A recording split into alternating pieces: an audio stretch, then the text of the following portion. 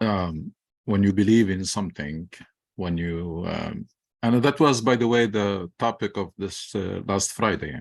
Wow, When interesting. you have a dream and you believe in it and you strive, jahad yani, strive to turn it into reality, it can happen, and that's the recipe or the formula for success and for happiness in this life. And the beauty of this life is when you have really a goal,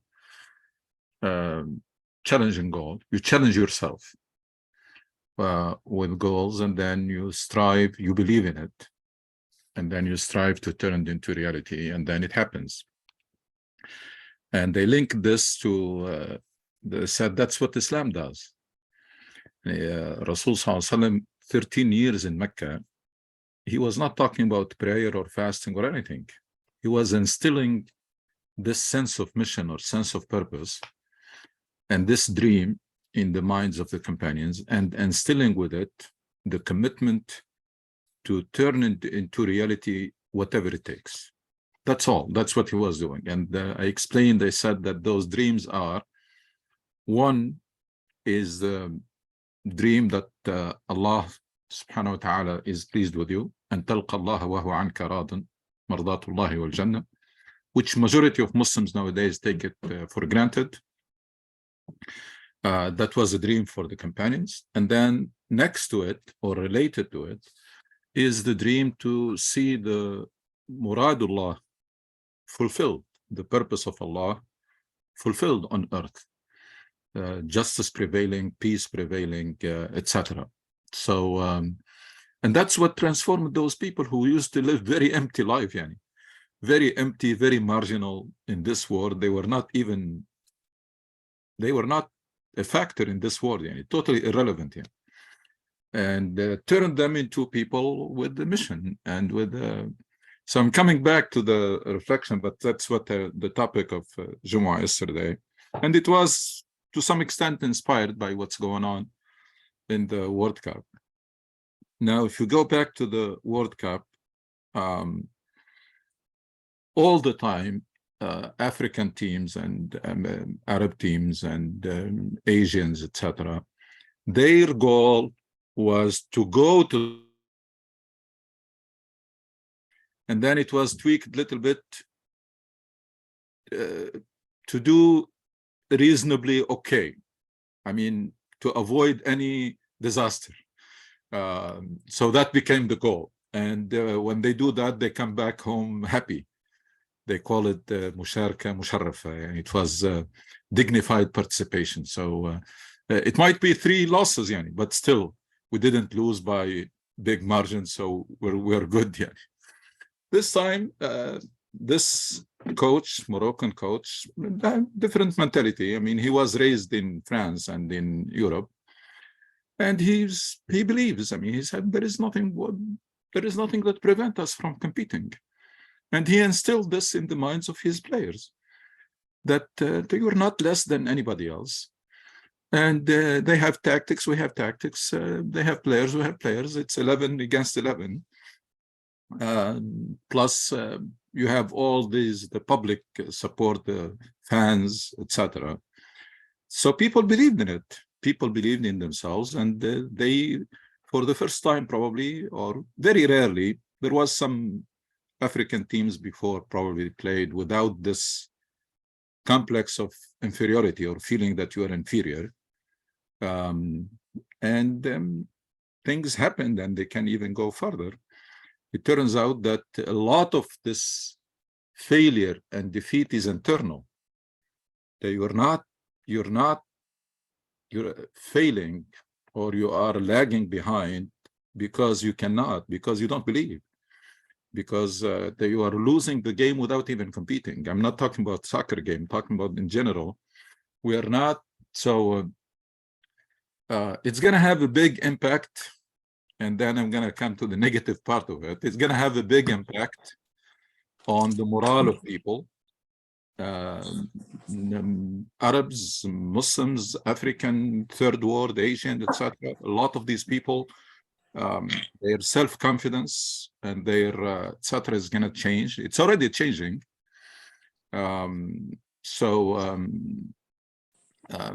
It's historical event by all measures. But the problem is we have done this before, not in soccer. We had some successes before, but we don't know how to preserve them, and we don't know how to capitalize on them. I mean, if now you had competent politicians and elite and leaders in those countries, they can capitalize on this, not only in sports, but they can capitalize, say, if we can do it in sports, then we can do it in all other fields. And there is nothing that prevents us from becoming, from having a very good economy, very good education system, very good healthcare system, very good prosperous country. There is nothing that's preventing you. It's all internal. It's because you don't believe, or because you don't try, or because you're not doing it the right way. But unfortunately, time and again, we have proved that these opportunities, we miss them a lot of time. We don't keep the momentum. We don't capitalize on them. And just the Arab Spring is a few years ago. Big momentum, a lot of ambition, and a lot of unity and mobilization, and etc. But it went. Nobody was able to capitalize on that. Nobody was able to keep it even. Immediately it turned into power struggle. And there was no leadership in place to maintain that momentum and capitalize on it. And in this last Jummah, I mentioned the fact that Muslim community in this country, all Muslim communities, they were, I mean, I traveled across the country and I heard these stories firsthand. Yeah, very inspiring stories of Muslim communities building their own Islamic center. Level of mobilization, and you know, I think it was Urbana-Champaign, student community, they build $1 million, I don't know how many $1 million Islamic centers. I mean, with nothing, there was no, but the level of mobilization pushed them to everybody doing everything they can, talking to anybody they know, even in their original countries. And they were able to build that very decent Islamic center. It was a student community living on scholarships and a very minimum limited income.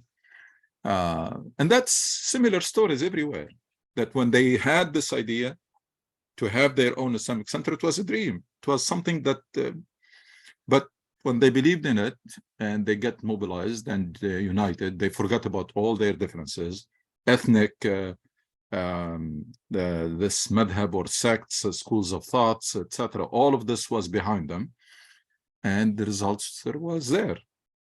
But unfortunately, the moment they get the Islamic center, again, you don't have leaders in place to raise the bar and keep that momentum and turn it into a bigger mission. And that's what Islam does. From the get-go, it gives you a mission that is much bigger than life, that you can never achieve it. You can never reach a point and say, now I can relax, I can settle. You just keep pushing your limits. And that's how the Prophet ﷺ kept his companions on their toes. And he, for 23 years, fully mobilized. Every time they reach a level, before they get there, they get close to one level, he pushes the bar higher, so that he maintains that momentum and that unity, etc. The last reflection I had, I watched a video about the celebration in all Arab and Muslim countries, Turkish parliament, Gaza, Jerusalem, Yemen, in terrible situation. We're celebrating refugees, Syrian refugees, Libya, everywhere. Algeria, which has problems with Morocco, political problems between the politicians, people were celebrating. It was really very revealing, even if if we know this in the back of our mind, how much is these people they have in common, and that how decades or centuries of trying to divide these people who share the language, share the religion, share everything, did not succeed. I mean, people in Egypt celebrating as if it's the Egyptian team is winning everywhere. And when you see it in Palestine, when you see it in as I said, Syria refugees, you think that these people, they have a much bigger cause to worry about than a soccer game. And then you can, it was really an eye-opener on how much these people they have in common, and how much there is no integration or no effort to integrate even their economies.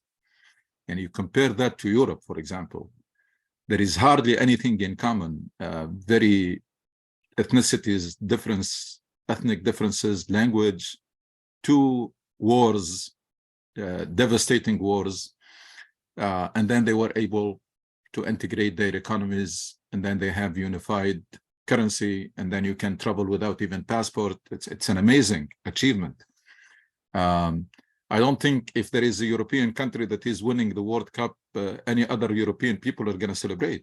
There is no such connection. But you have leaders in place who were able to create that integration, economic integration between people who had devastating wars before and have all the kind of differences between them. And that reveals to what extent politicians on the other side are total failure, that not only they failed to integrate their countries or their economies, they they tried to divide them and they failed even to divide. So failure in all directions. I mean, and so even though it's a simple soccer game, but you can see that how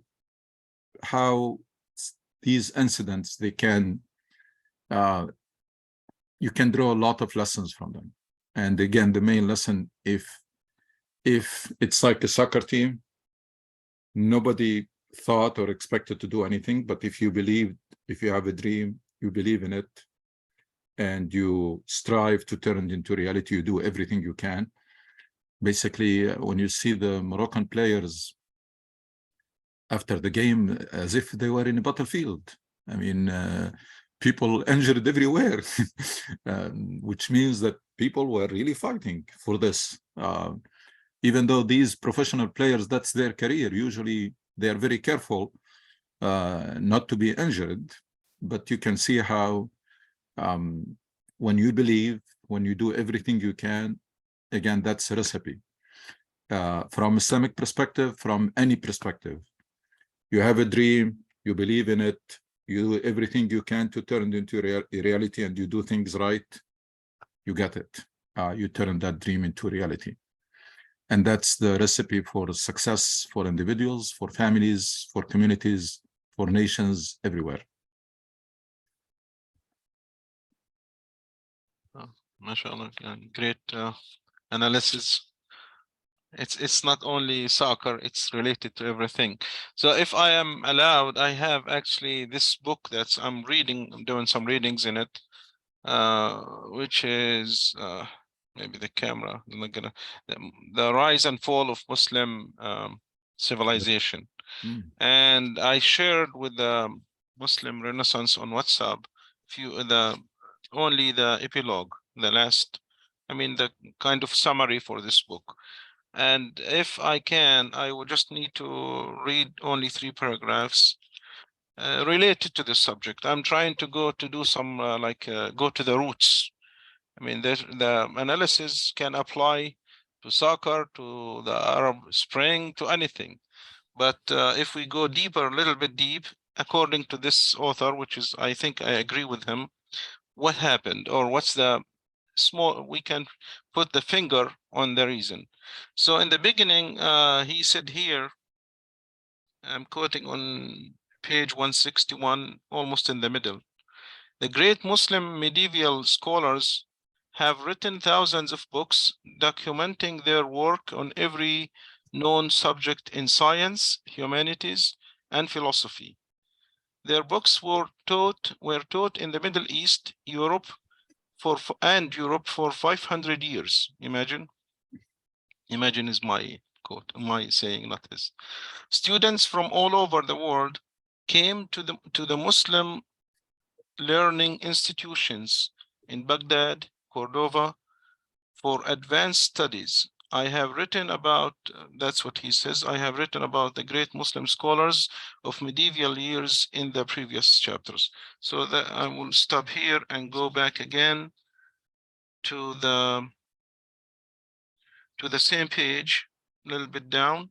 By the early 12th century, the great, well-respected Imam Ghazali, he was born 1058 and died 1111. By his powerful writings, promoted Orthodox Ash'arite ideology. The regime changes in the Muslim world brought intolerant rulers prone to suppression of freedom of thought, especially when it restricted or challenged the authority of the ruler. The great Muslim tradition of scholarship in philosophy and science were in decline by the 12th century, when Seljuk Wazir Nizam al-Mulk established Nizamiya University and appointed Imam Ghazali as the head of the university. So the third quote, or let me just continue this line here. Science and technology were converted to religious institutions teaching Islamiyat with Ash'ari ideology.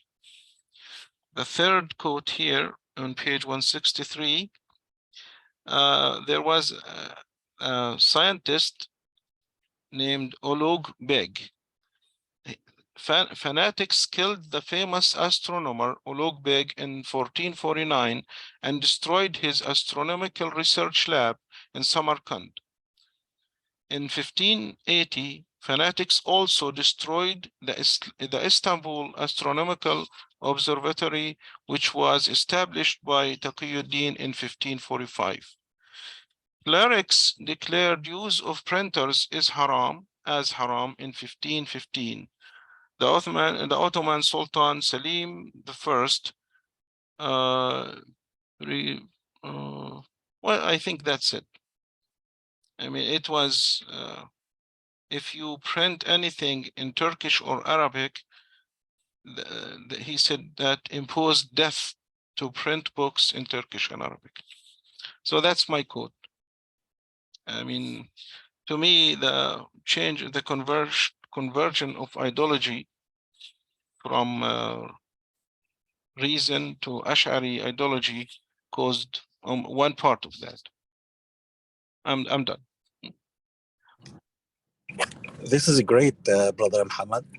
And I can add, like, in the students who came to study, they even used some words like Habibi when they went back their home, or Shukran, or other words. It's like the same thing that we're doing.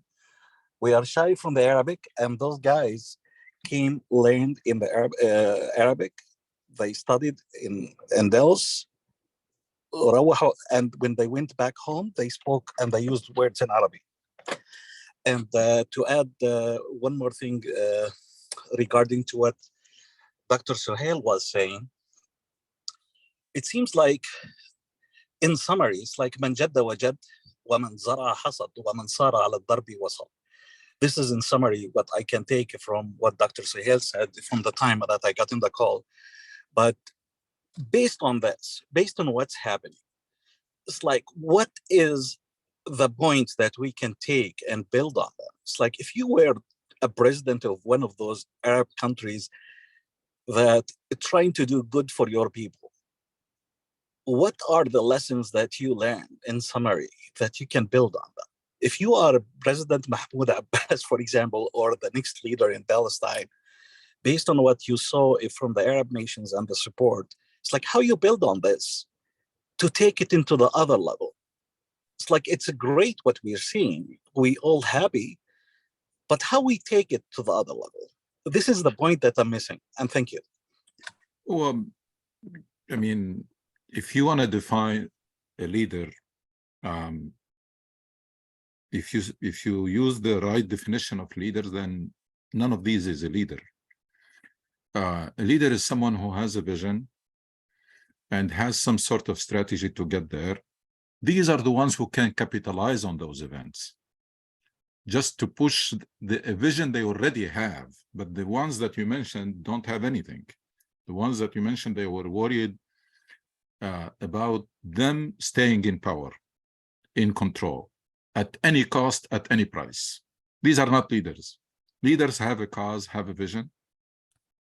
And if we had somebody like that in place nowadays, the main message that they should hammer is that if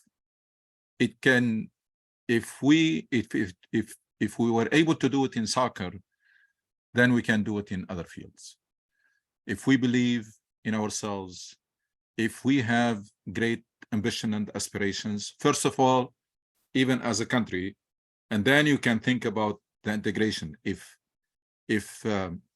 the people came together behind a soccer team, they felt it's their team, then integrating our economies, having much stronger coordination, having an easier way to travel across countries should be really a piece of cake, should be much easier. Shouldn't be difficult because the base is already there, the foundations are already there. These people, they feel they are one. You have people in every one of those countries yesterday, going to the street celebrating as if their team has won. It's not, they forgot about, no, this is Moroccan, that's not Egypt, that's not Palestine, that's not Yemen, that's Morocco. No. Unfortunately, we don't have those in place, but if we had, then this message should have been hammered even before this event. But you ride the wave. Good leaders, they know not only how to maintain momentum, but also they know how to ride the wave. There is a wave, you ride it.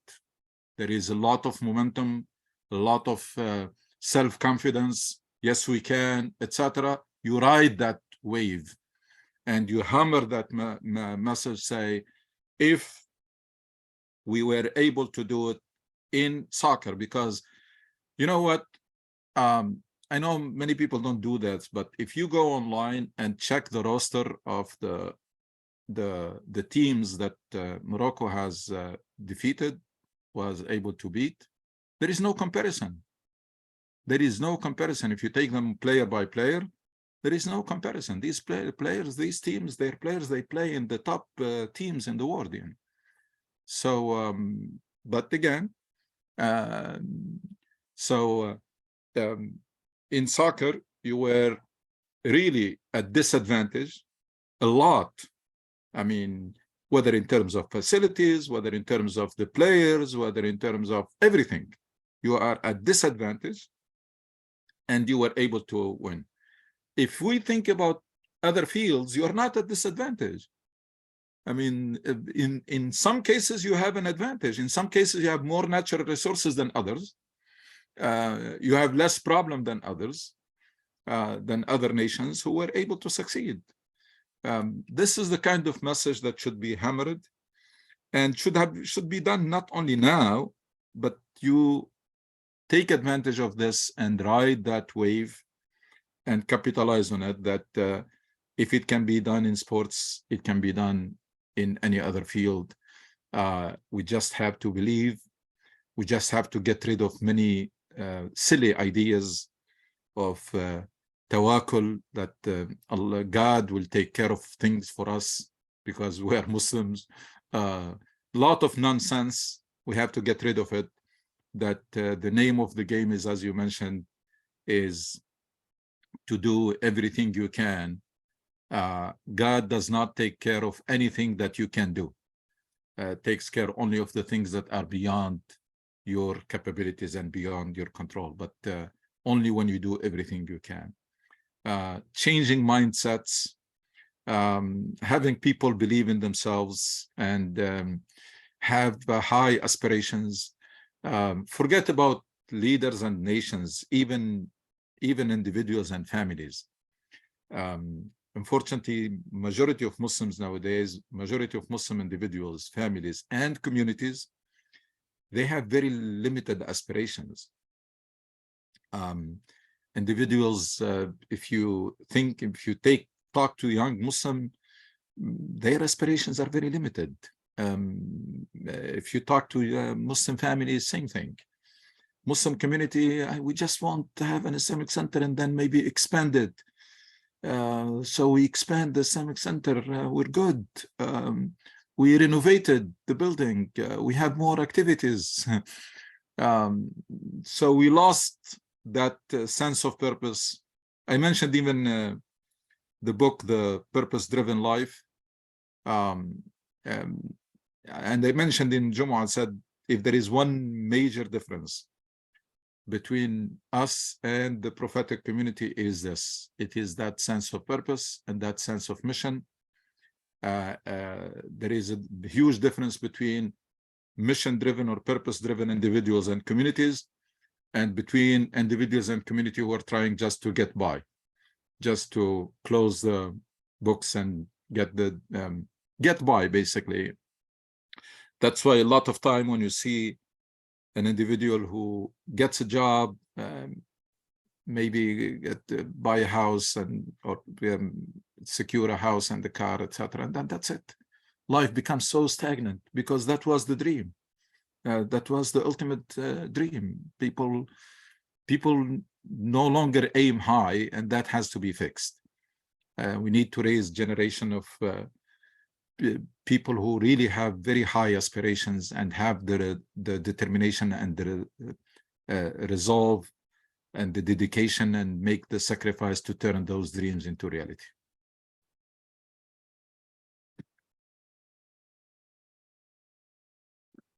I mean, according to Malik ibn Nabi, ideas, especially the main ideas like Aqidah or something, that can turn people to stagnant or to like idols and doing nothing, or make them very motivated people.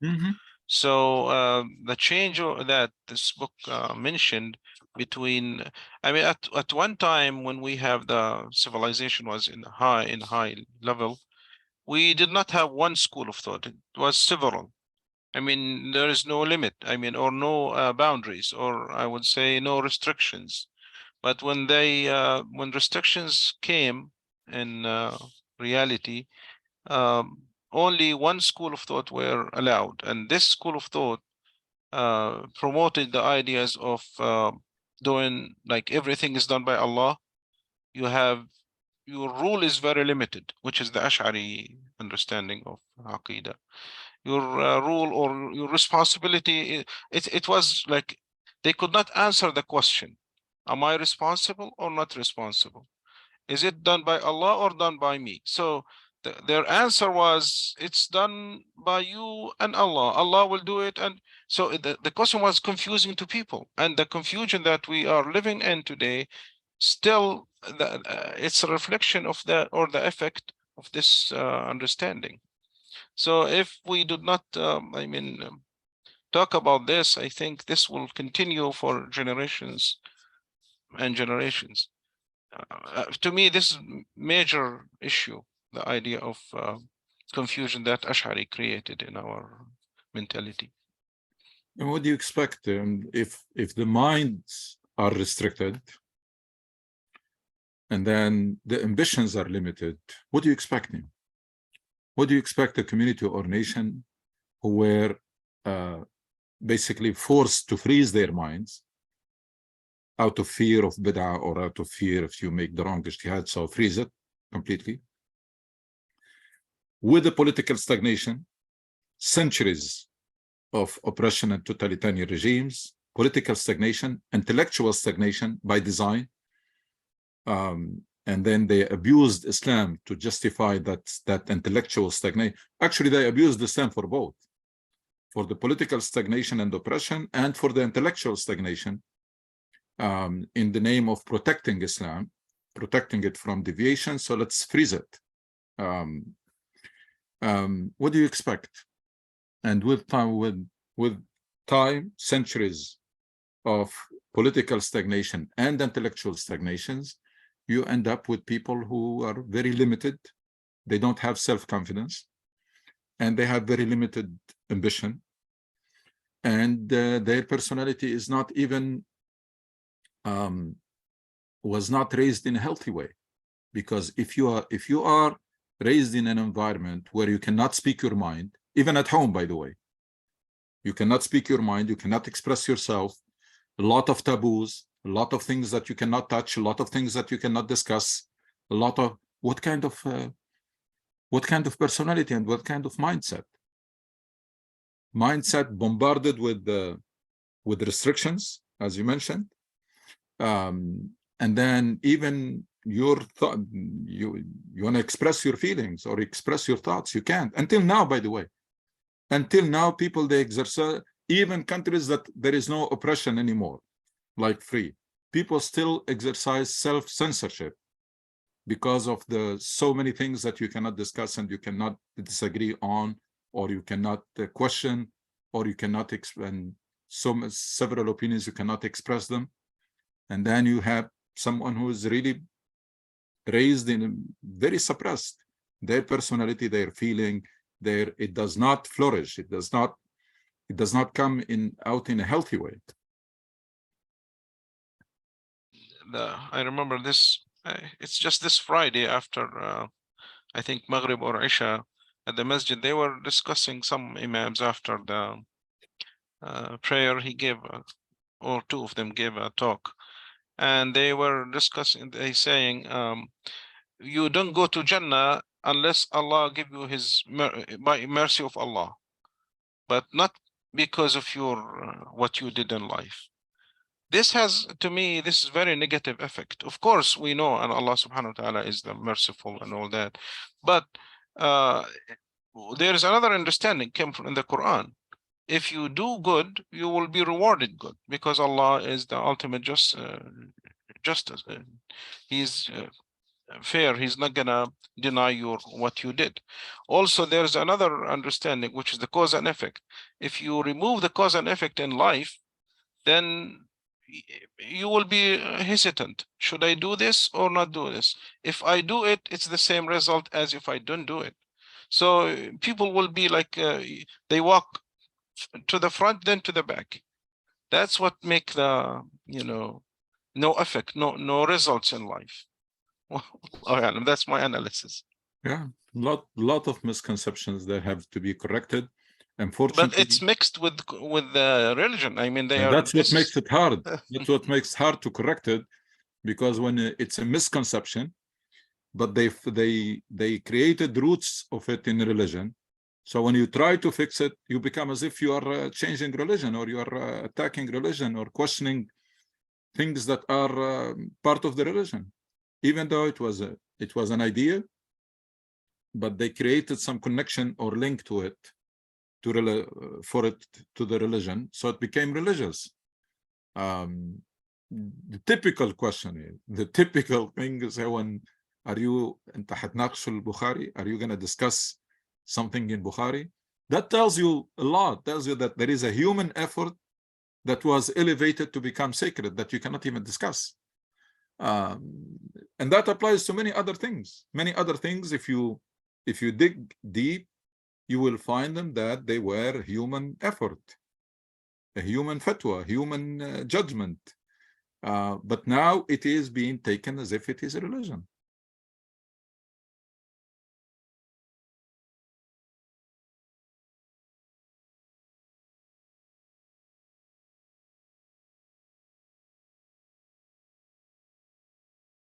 I just want to add, there is lots of books talking about this, but the problem sometimes, if we don't read these books, then or we don't go deeper and read analysis and make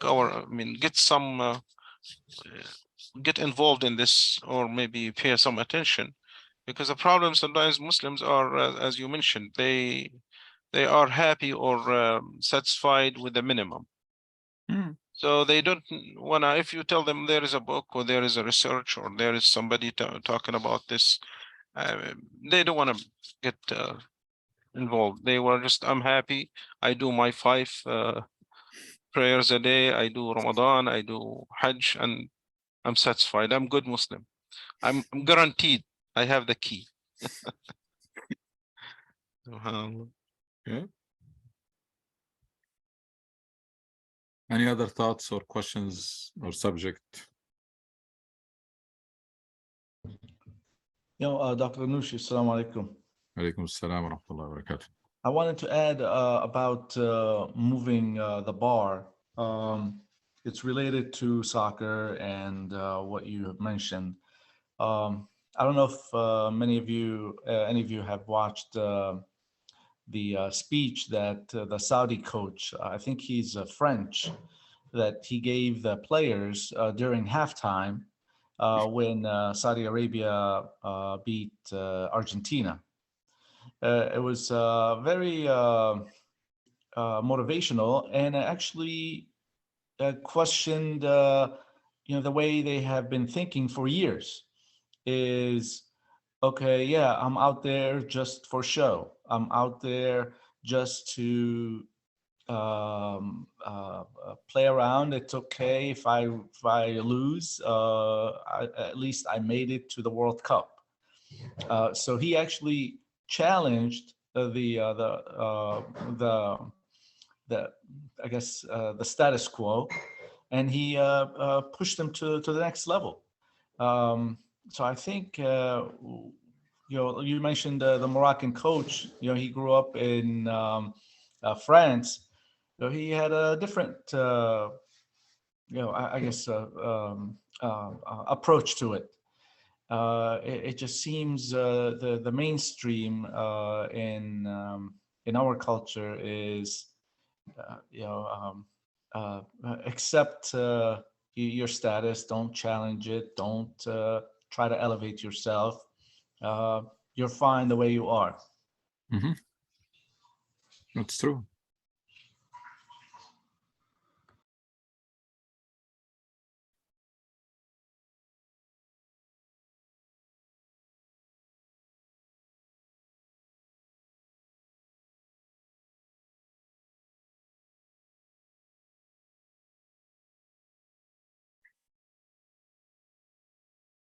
Anybody else?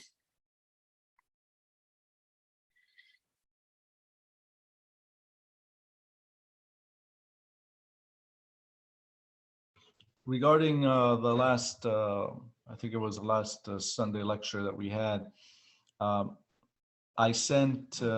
began doing research on nonprofits to do a public service announcement regarding drug addiction and drug abuse. So, and I reached out to the local masjid in my area. So those brothers and sisters that want to do the same, all you have to do is Google nonprofit drug abuse centers, and you'll find them in your area. And then you would contact them, arrange it with your mosque, and they can come by and give an announcement, do an announcement for 1-2 minutes. And I haven't gotten that far yet, but actually I did the research. I contacted my local mosque, and inshallah, I'll have something in place, and we can do an announcement in 1 week or 2. Good.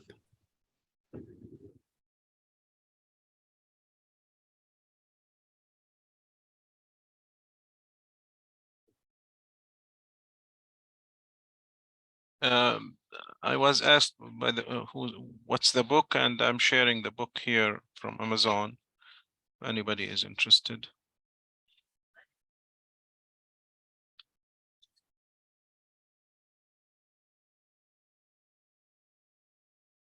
Good.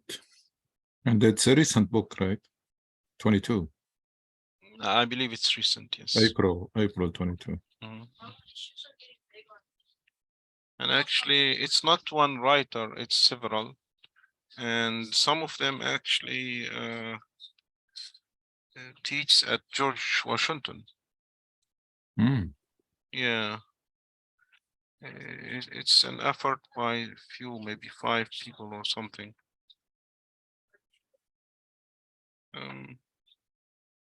Yes, there is one of the authors named Shahid Habib. He is at George Washington University, electrical and space engineering. Mm. Yeah. I don't know if you are there on George Washington, is that right? Yeah, I was trying to find out. Yeah, I can send you the information, inshallah. Inshallah.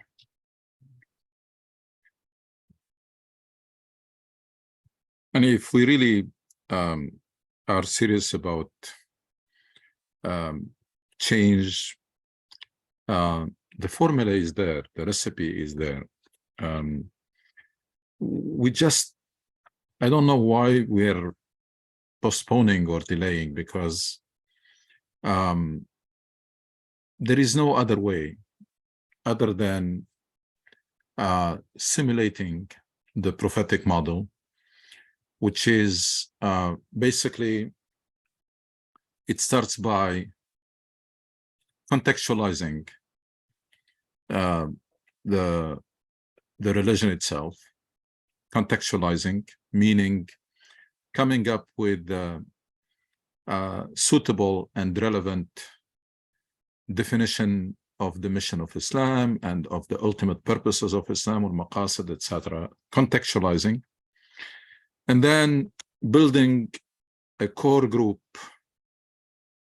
around this, people who believe that the change that is needed is huge, it's big. We're talking about Muslim minds, Muslim personality, Muslim so much. And then to affect that change and turn Muslims into, again, relevant and people who really are making difference and contributing to the human civilization, and back on track, put them back on track. It's not going to happen by any of the things that we are doing now. Any of the efforts that you see, whether it is in Muslim world or here or anywhere, it's basically maintenance work, not change work, not transformation work. It's a maintenance. And at best, it's a lateral expansion. You have an Islamic center, tomorrow you have a bigger Islamic center, or you have another Islamic center, or you have a better Islamic center.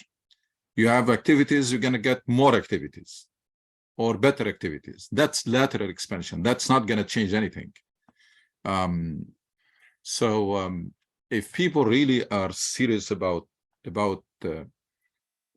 change or transformation, it's not going to happen through any other means or any other approaches other than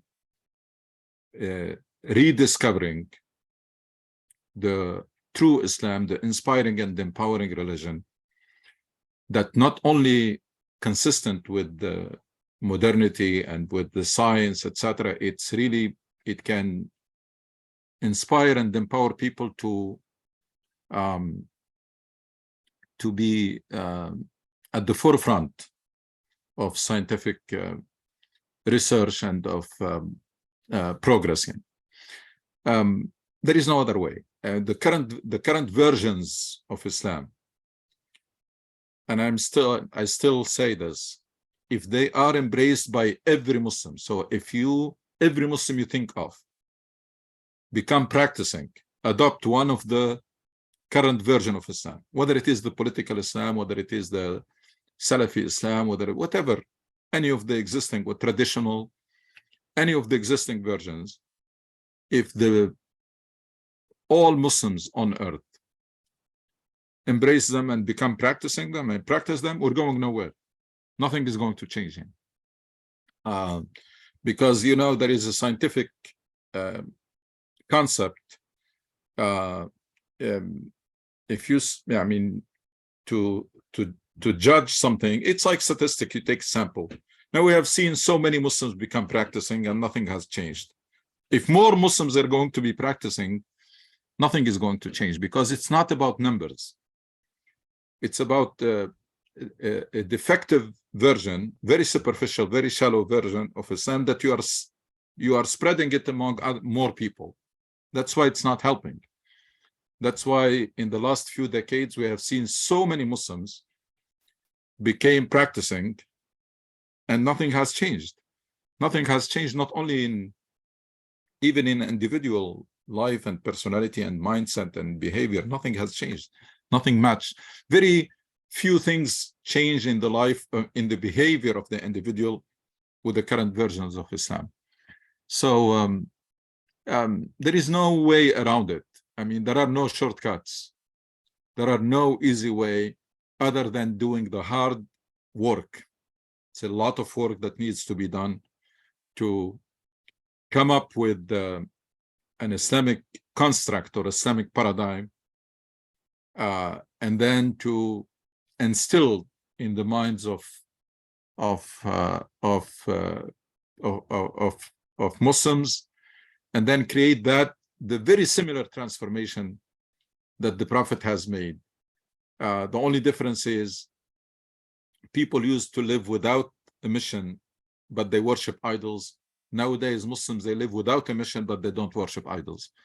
But if you think about it, the type of life that the people before Islam were living, not very different from the type of life that Muslims are living today. Why? Because the Islam they embraced is not transformative, did not transform them. It's add-on. You come to a person and say, you know what?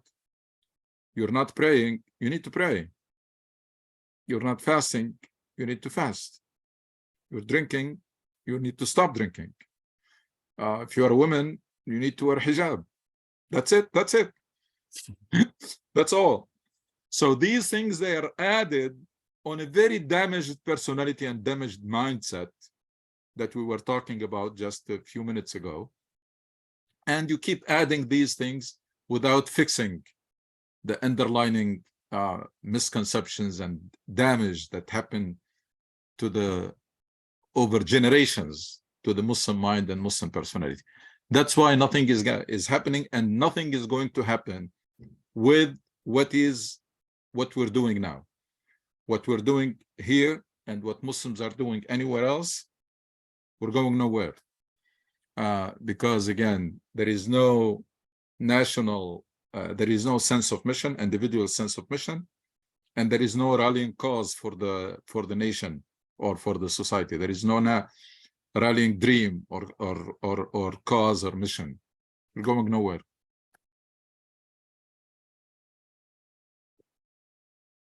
I would like to mention the example of Brother Samuel, who joined us last Sunday. He's traveling to Saudi Arabia today, so he can't join. Anyway, I mean, he became Muslim and he did not stop at there. He started calling for peace. So he established Muslim Voice for Peace. Mhm. So that's because, I mean, that's what one of the ultimate purposes or overarching goals of Islam, peace. So also I would like to welcome Brother Ismail. He's back. I don't know, are you back in the United States or you still there in السلام North عليكم Africa? ورحمة الله عليكم تعالى السلام ورحمة وبركاته. الله وسهلا. Nice to see you again, Nice to my see dear you. brothers and sisters. ما شاء الله. جزاكم الله خيرا. Still I'm in Algeria. Oh. I missed your sessions all. So over the year, ما شاء الله. جزاكم الله خيرا. So may Allah subhanahu wa ta'ala bless you all. وبارك في تحركاتكم وفكركم ونشركم للوعي. بارك الله فيكم. جزاكم الله خيرا. Allah يجزيك خير. Inshallah, we'll see you soon. Inshallah, here. Inshallah, inshallah. Pray for me, inshallah. Inshallah. So to add to this, I mentioned Dr. Jassim Sultan a lot. He's like his message very similar to Dr. Suhail, and he's working on establishing the basic knowledge that enables people to change, because there is two different terms: awakening or sahwa, and yaqadha. Yaqadha is like I don't know, the like aware or something higher than just awake. So awake, you're awake and you will be half like your eyes half open, and you will be going this way and this way, going back and to front and back. So maybe you will hit a lot of stuff in front of your. So you will cause a lot of damage. In the that's what happened in the awakening in the Sahwa al-Islamiyya. And to have the yaqadha and to be aware or to be wa'i, you need to have knowledge, basic knowledge. So he's working on introducing this kind of basic knowledge. I recommend if you, I don't know if he has any English materials on YouTube, but he has a lot of Arabic. I will try to bring him maybe here to join us on one of the Sundays. I'll try to contact him, inshallah, if he can. I know he's so busy and he's maybe traveling a lot, and he's not in the United States. So I will try to, for one of the Sundays, to bring him with us. Inshallah. Inshallah.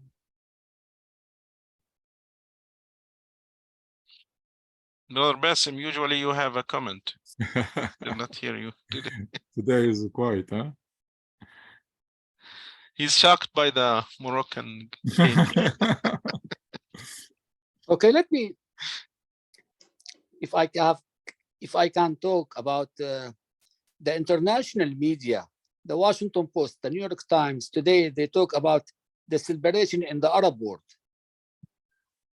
And yesterday, the American media, the Fox News commentator, they mentioned it a little bit. Do you think they are studying this in the American, centers for studies about this issue? Why the Arab all united and the European not united, or it's worried them, do you think? It's not worried, but it's a phenomenon. I'm sure it is being studied. It was mentioned even in the Israeli media that it was something that basically very surprising to the whole world. Actually was surprised even to ourselves. So I'm sure it's going to be, it's not like worried. I don't want to go the conspiracy route, but those in most of those countries, you have the think tanks and you have universities and departments of Middle Eastern studies and etc. They will not ignore a phenomenon like this to study it. How countries that were divided for so long, and there was even some political tension between them, how their people are celebrating the victory or the achievement of another country. I'm not even, I have no doubt that it's gonna get the attention and it's gonna be studied by everybody who is interested in that region of the world, which almost everybody in this world is interested in that region of the world for different reasons. But I know it was mentioned and not even casually by the Israeli media, how the Moroccan soccer team unified or something like this, the Arab world, or how it did tear down the barriers or the borders, something like this.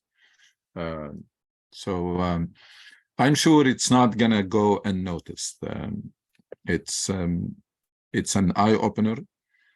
Again, especially if you mention either countries like Yemen or in Syrian refugees, etc. You don't think that these people are gonna be really feeling, even if their own countries was winning, you don't expect that reaction from them. And there are even some rivalries between sports teams, even between different Arab countries, and all of this was just people forgot about it. And literally, in all those countries, people were watching and celebrating as if their own national team was playing.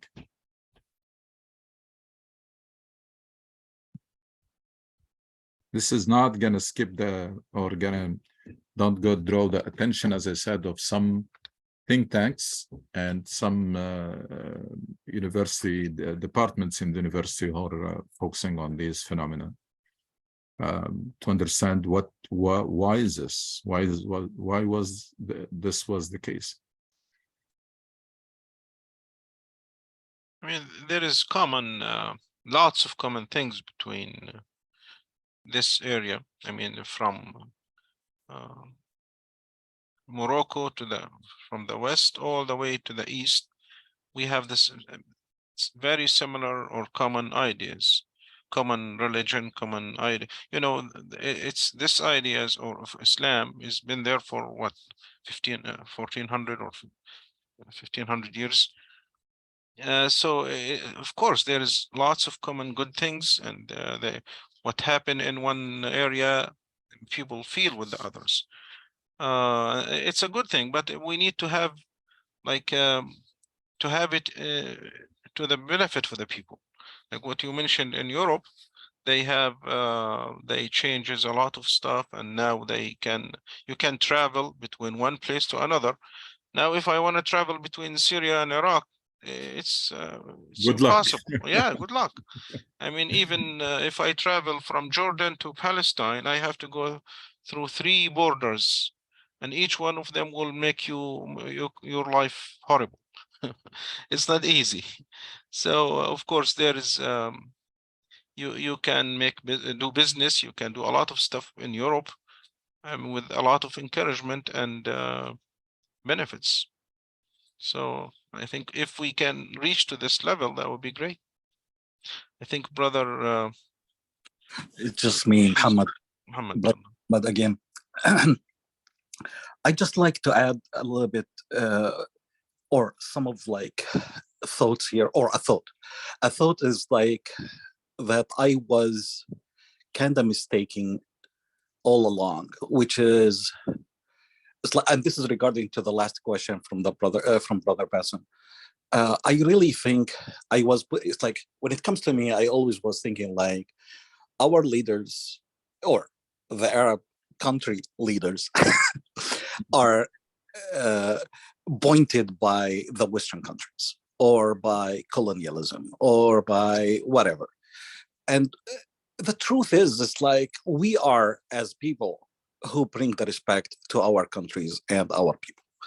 And it's based on like, it's like what brother, I'm sorry, what we've been talking about all along about how we can be more influential.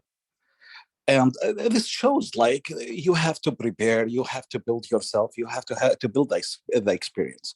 It's like the whole Arab world. It's like if we look at a country like Saudi Arabia, in the from the Bush son era, or during his time, especially with during September 11 or even before, the Saudis students or Saudi had a huge push of Saudi students that came to the US. They divided them along the different states because of money, because of whatever. But a lot of those students got educated. And the same thing happened with other Arab countries, but the majority, I think, and the most numbered, it was the Saudis during that time. So there was some, what happened to those people? A lot of people, a lot of those, they had PhDs, they have doctors, they have education. Did they get any jobs? Did they build? It's like, what's their influence in their economies? And their influence is like, what is our influence here? But mostly, it's like how we can build ourselves from where we are to be contributors to the world. And this is what gives attention. And that's what's happening now. What happens now is like the attention is because there is accomplishment. There is a soccer field, a soccer team who accomplished, who's winning. Finding the support. They look around and they find thousands of people supporting this team. But without that team accomplishing, leading that effort, none of us, it's like none of those who is in the stadium will be showing. So my point is, people will look at us and study us and will respect us if we respect ourselves and be more and bring a change in this world or be more contributors to this. And that's what we've been talking about all along. And this is where it needs to start. We need to find a way to start it from that point or And build this- in what we have. And this is exactly the main point that we have been focusing on, is that these societies are the product of Islam, whether we like it or not. Doesn't matter practicing, not practicing, what kind of version of Islam, doesn't matter, but they are the product of Islam. And because the current understanding of Islam is very defective and very superficial and shallow, and is missing the heart of it, which is the sense of mission and the sense of purpose, you're getting this result. If you want to change it, there is no other way than changing the engine or the process that produced this kind of product. As long people have the same, they think the same way, they understand and practice Islam the same way, nothing is going to change. Nothing. Even with the patchwork that is done, patchwork does not change people, does not change the societies. So we're talking about communities and societies that are the product of Islam. And that process or that engine or that machine that is producing this is very defective now. The current understanding of Islam does not produce better individuals or better society than what you see. So there is no way to keep trying to fix the product as long the process itself that is generating that product is the same. It's very defective. It's like you have a machine that is producing defective products because the machine itself is defective. And you keep wondering why the product is defective and why it's not improving, because the very machine that is producing it has a problem. It's not working properly. So there is no other way. It's two things, and both of them are related.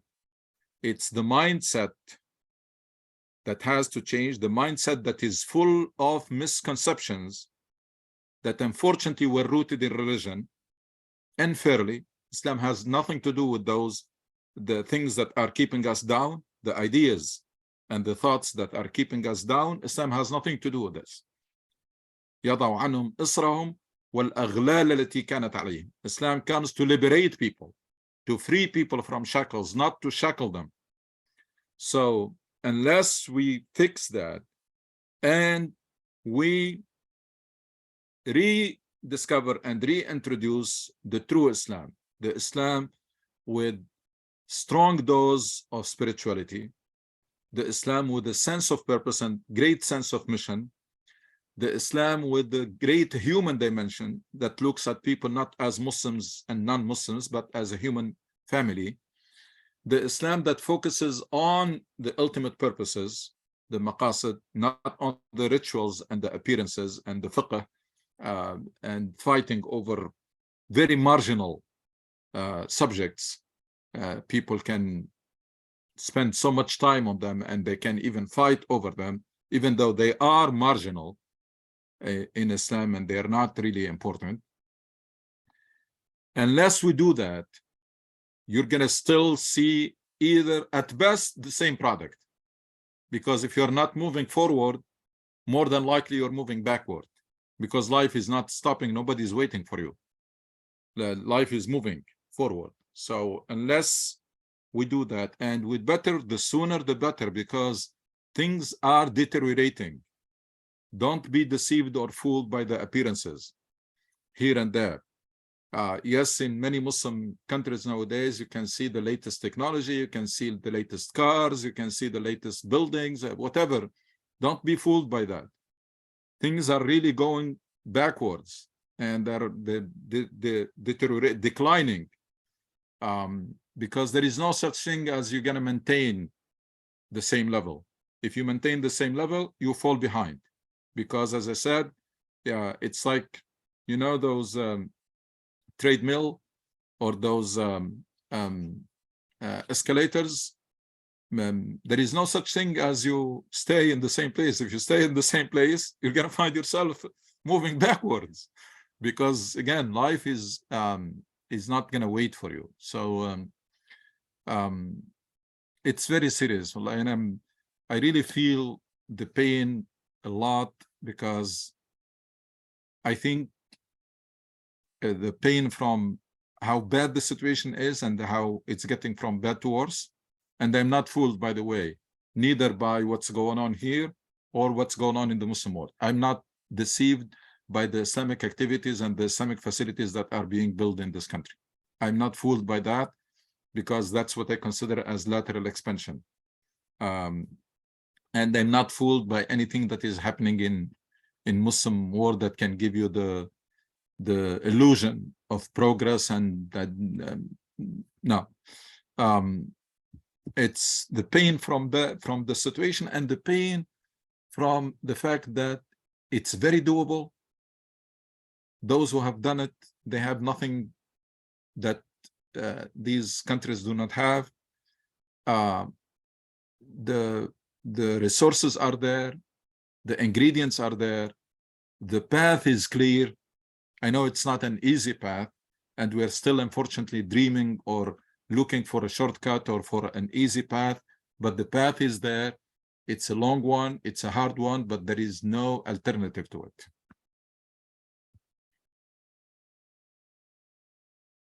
I mean, it can be done from level of grassroots and level of the institutions, but you need the institutions to take this to reach to this results and adapt it and start planning.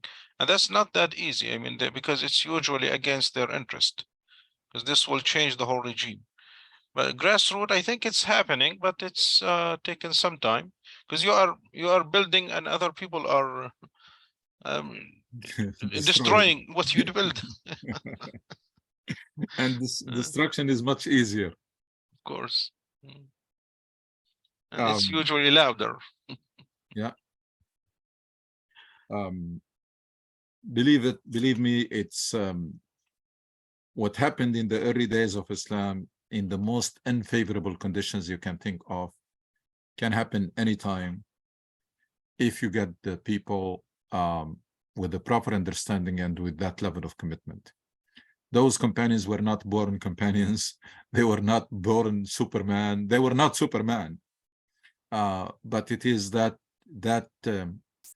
seriousness and that commitment, that dedication, with the clear understanding, with the high aspiration. I mean, when someone stands in front of a king of a superpower at that time, one of the two superpowers, and says that God sent us in a very eloquent expression of that sense of mission, sense of big mission. It tells you what the Prophet has done to those people. God sent us. And then he mentioned how to establish justice, or to get this world out of injustice to justice, and from the darkness to light, etc. It's a 10-second expression, but it was really very profound. Tells you what the Prophet has done to those people, taking them from people who are worshiping idols, who were very marginal, very irrelevant in this world. Some of them were even slaves, and then turned them into people with that very big sense of mission and sense of purpose. He transformed them and then turned them into agents of change. And that's what Islam does. And anytime you see Islam not doing that, then you have to question your understanding and your commitment to it. Anytime you don't see Islam transforming individuals and turning them into civic leaders, people who have really, as Brother Muhammad mentioned, people who are maximizing their contribution to the greater good, people who are difference makers, both as individuals and as a community. If you don't see that happening, then you have to question. both the understanding and or the commitment and the dedication of people, because we have seen Muslims are so dedicated but with the wrong understanding, and they cause more harm than good.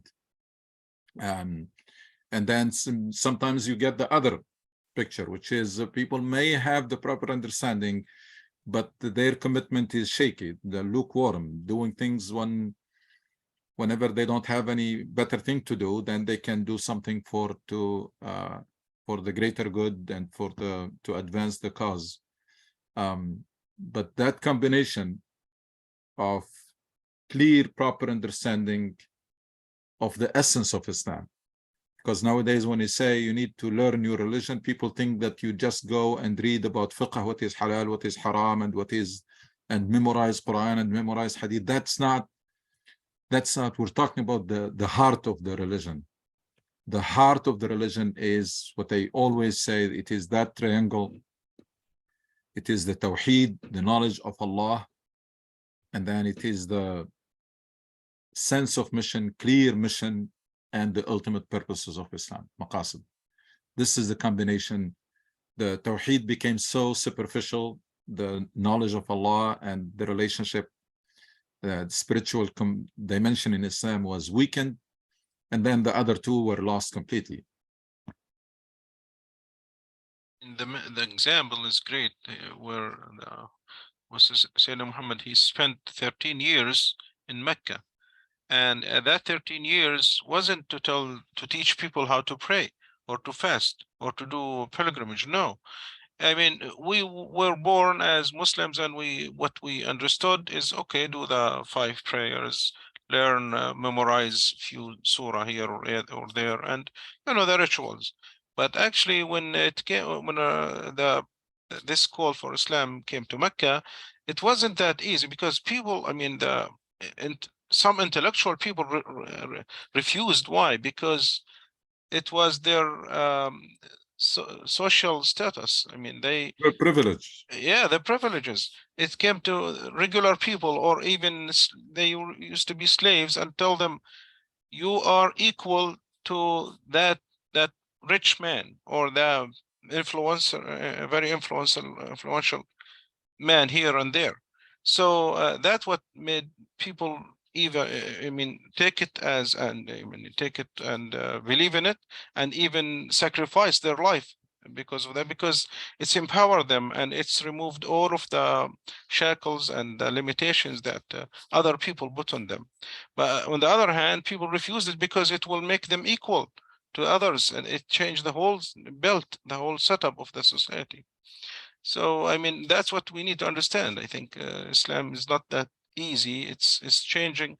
It's like all of the da'wat, all of the religions. It has to connect people to Allah subhanahu wa ta'ala and make people equal. Allah. Majority of Muslims do not know that fasting was prescribed in Medina, not in Mecca. That zakat was prescribed in Medina, that Hajj was prescribed in Medina, and that drinking was forbidden in Medina. That's what we define Islam nowadays. We define it as this few things to do, and these are the things to avoid. What we define as Islam came after 13 years of presenting the heart of Islam, the essence, that the Prophet was inviting people to dedicate themselves to the cause of Allah, to make that pledge that from now on you're going to live for that cause, for that mission, to fulfill the purpose of Allah. You have a purpose, and that purpose is divine. It's the purpose of Allah, that you're gonna, and you're not gonna embrace it like on the side. You're gonna dedicate your life to it, regardless, whatever it takes. And that's what the message that the Prophet was hammering in Medina, in Mecca for 13 years, is getting the buy-in, getting people to understand that from now on, you are no longer living for yourself and living that empty life. You have a big mission and big cause to live for. And you going to dedicate yourself completely to it, whatever it takes, even if it takes to put your life on the line. That's the message that the Prophet was hammering in Mecca. And that's the essence of Islam. Whatever was prescribed later is to help you maintaining that. I mean, the rituals, the acts of worship, and the things that are forbidden are meant so that you stay focused on your mission. This will give you the energy, the fuel, and this will eliminate distraction and loss of time and waste of time or energy. And then you stay focused, but the mission was presented first.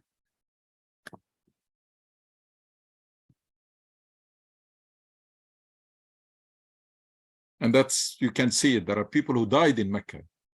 They didn't know about Ramadan. They didn't know about forbidding alcohol. They didn't know any of these things.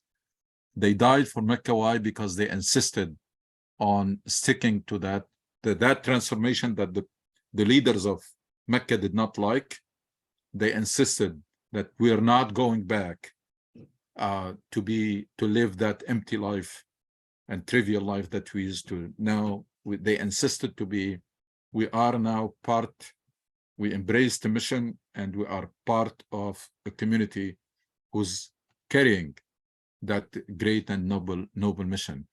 And the fight in Mecca was over this, was not over prayer or fasting, was over this.